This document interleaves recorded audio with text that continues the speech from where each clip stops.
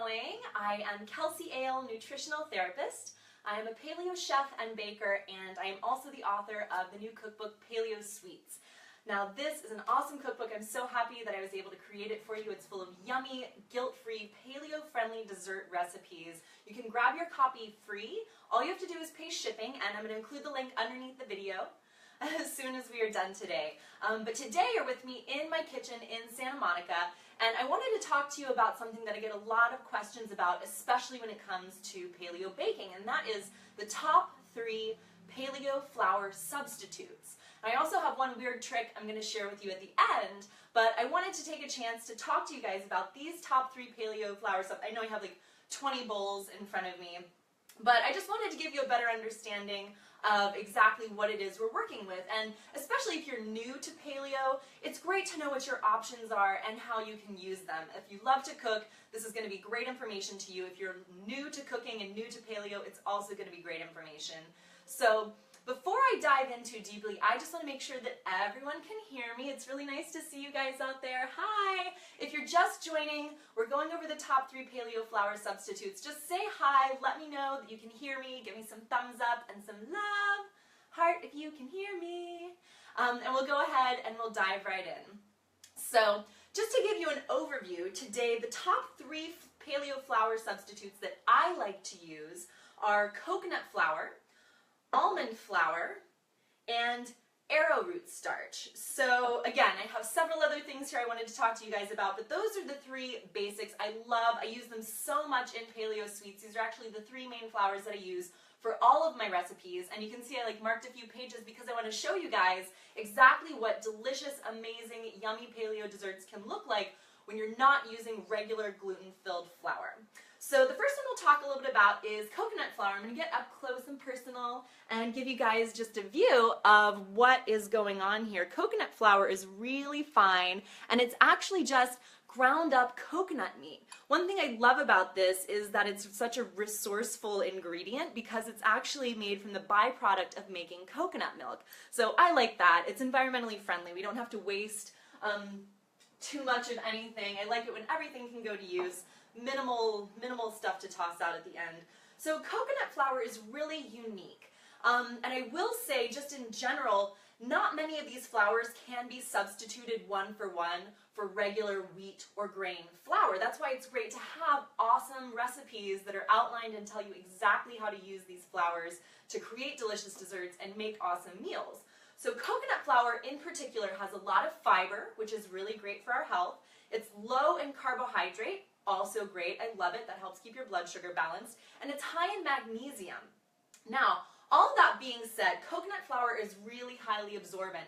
And so you'll see in a lot of the recipes, especially in Paleo Sweets, the great example is you'll bake a whole cake. So I include recipes like, I'll show you a picture of the carrot cake, which I think is an amazing example of, I marked the pages and I have to open them correctly.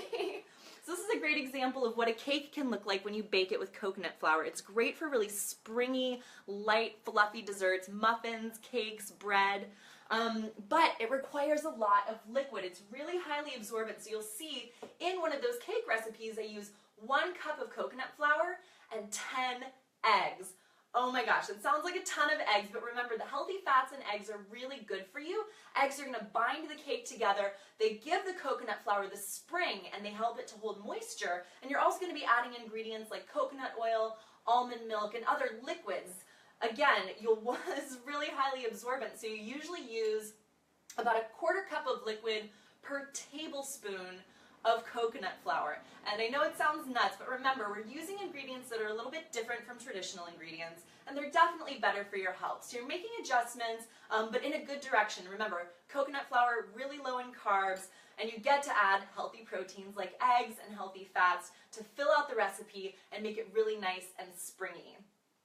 So my next favorite paleo-friendly flour substitute is almond flour. And I'll talk to you guys in a second. There is a difference between almond flour and almond meal. But this is what blanched almond flour looks like. And you might see it called that sometimes, blanched almond flour. You can see it's nice, it's clean, and it's also really finely ground. So almond flour is just blanched almonds that have been ground up really finely. You blanch almonds by boiling them really quickly. They take the skins off, and then they grind them down really finely into this nice powder here.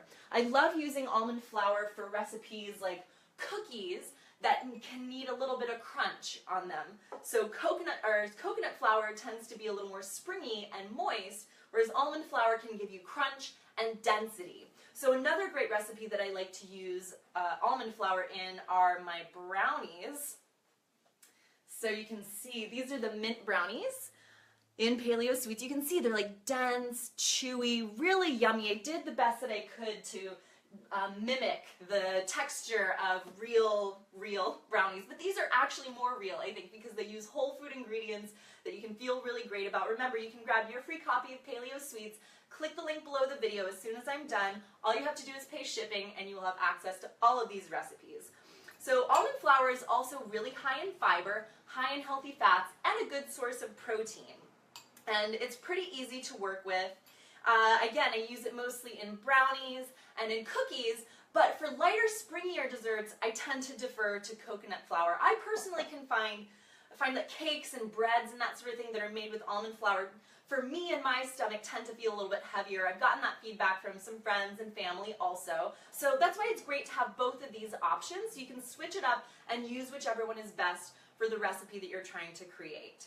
So I did want to point out that there's a difference between almond flour and almond meal, and so I'll hold these both up for you guys to see. Almond flour, again, remember, it's blanched almonds that have been ground really finely. They've been a little bit cooked, they've had the skins popped off, and they're ground down into much more of a powder. So almond meal, you can see it looks a little bit grittier, and it has these dark flecks in here, and those dark flecks are actually almond skin. So almond meal is typically made just from ground raw almonds. And in that sense, it's great because you do get a lot of, just additional nutrients and a little bit less processing. But because it hasn't been blanched, and because almond meal actually tends to be ground just a little bit coarser, not quite as fine as almond meal, it can be better to substitute when you only need a little bit of almond flour in a recipe. A lot of times people will think you can use it interchangeably, but almond meal can be a little bit heavier and not give you the same fluffy or cohesive results that you might expect when you're creating a recipe. So I just do want to point out that difference. When you're using your paleo flour substitutes, almond meal is not the same thing as almond flour. You can make both of them at home. They're pretty easy to make, but choose almond flour when you're making the recipes in Paleo Sweets. And generally speaking, I usually just buy a big bag in bulk, so I have it around the house for things like breading. If you're doing some sort of like pan-fried or baked chicken tenders, almond meal can be great for getting that crispy, crunchy outside edge. Almond flour and almond meal can work in that case, but for cakes and for cookies, we're going to go with blanched almond flour. Awesome. So those are the top two, right? We have coconut flour, we have almond flour, and now we're going to talk a little bit about arrowroot starch. Now, it's interesting, I think there's some mixed information out there about arrowroot starch and starches in general, and I will say that, yeah, arrowroot starch is going to be a little bit higher in carbohydrate. So if that's something you're particularly concerned about, just be aware, arrowroot starch does have more carbohydrate in it, and you can see it's like a really finely ground white powder. It's like getting all over my fingers. I'm going to have to wipe this off in a second. But, yeah, it's pretty much the same consistency as cornstarch, and you can use it interchangeably in certain recipes like soups and sauces that need to be thickened.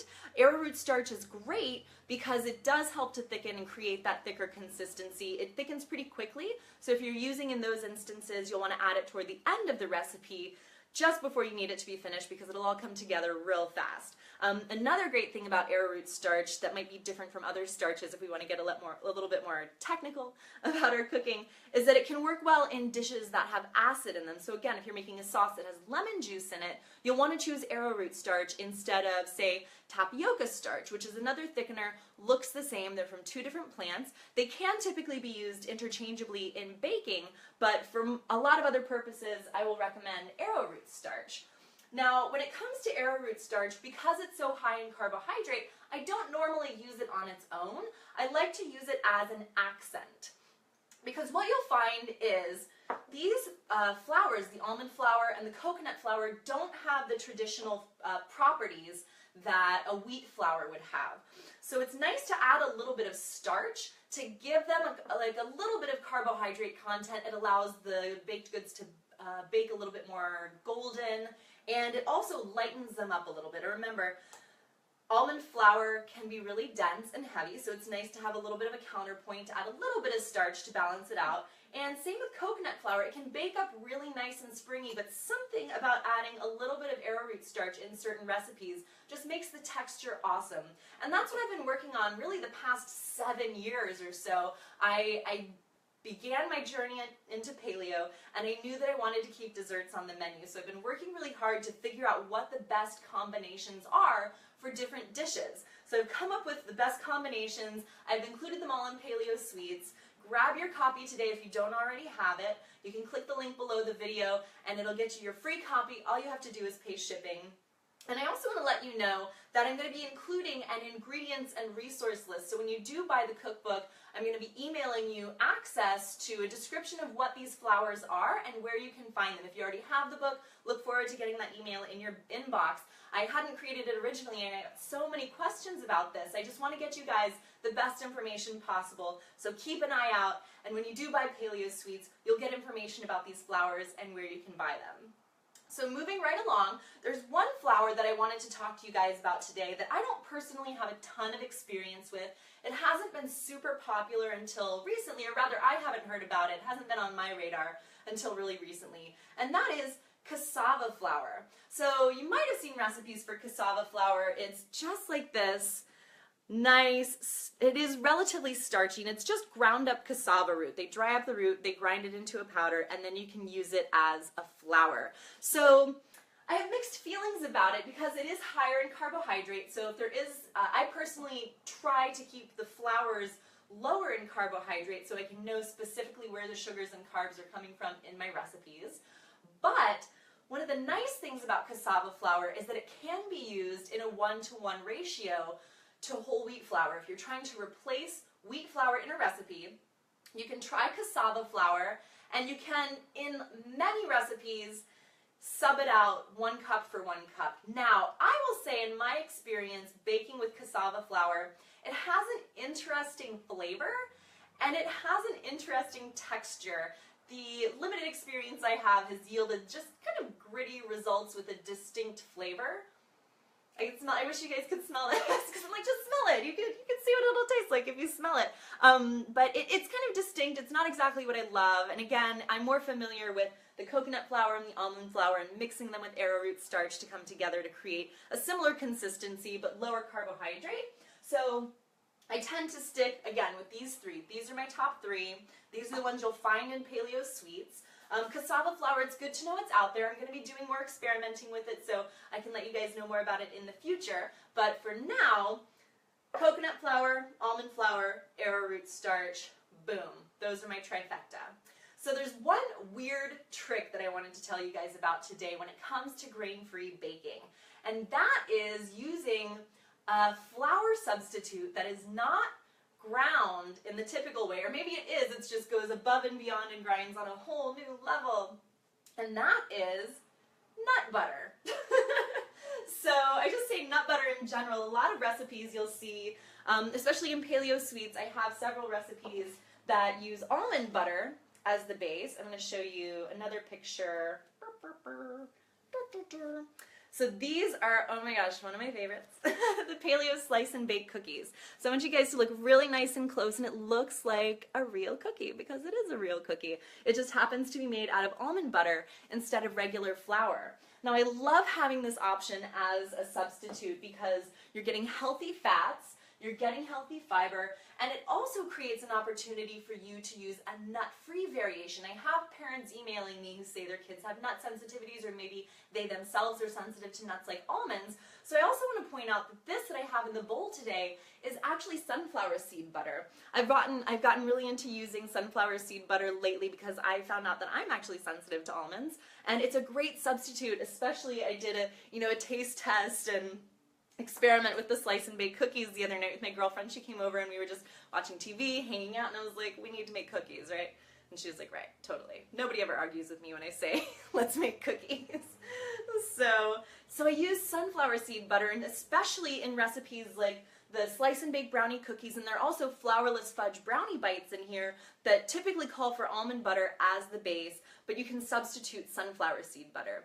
Now, again, almond butter is amazing, and I think it's awesome when you want something that's going to be, again, dense and chewy. So the slice and bake brownie cookies are kind of chewy cookies. If you love that texture, then you're going to love this recipe.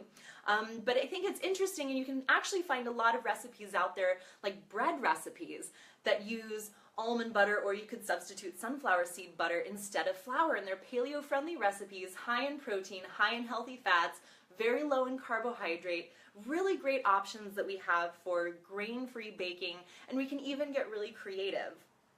So that's the information I have for you guys today. I really appreciate you spending some time with me in my kitchen. Remember, you can grab your free copy of Paleo Sweets. Just click the link below the video. All you have to do is pay shipping, and then you get access to all of these yummy recipes. We have our lavender shortbread cookies. So the shortbread cookies are made with coconut flour, and as you start to get more into paleo baking, you can kind of imagine what you want the texture to be like, and from there you can kind of figure out what the flour is going to be. So again, coconut flour in baking can yield results that are a little bit denser and sometimes drier depending on what you're going for. If you reduce the amount of liquid, they're going to be a little bit drier. If you add more liquid, it can create a springier result. I do want to show you guys one thing. I have a couple of awesome paleo pie crusts here. So you find the recipe in Paleo Sweets for the perfect paleo pie crust. Pop, pop, pop. Say that 5 times fast. I dare you. It's a tongue twister. But it includes all 3 of these flours. We use arrowroot starch, almond flour, and coconut flour to get a really great, crispy, flaky texture that mimics traditional pie crusts in an amazing way. And I want to point out too, again, it's fun to play with combinations of these flours because they have different properties. So as you get farther into paleo cooking and paleo baking, like I said, you'll begin to get a sense of what works in which recipes and what you can start to trade out. But to start with, you'll want to get some recipes that are already designed for you. So grab your free copy of Paleo Sweets. Just pay shipping. Click the link below the video. I'm really stoked that I get to share this with you. Remember, I'm going to be providing you with a list of how and where to find these ingredients. So if you already have the book, look forward to that email. And if you're just ordering the book, also look forward to that email. So it's really great hanging out with you guys. I appreciate it. Top 3 paleo flour substitutes plus 1 weird trick. There you go. All the information I wanted to give you today. If you have any other questions, please go ahead and comment below. I'll do my best to answer those as quickly as possible. Otherwise, it was great hanging out. Have an amazing day, and I'll see you next time.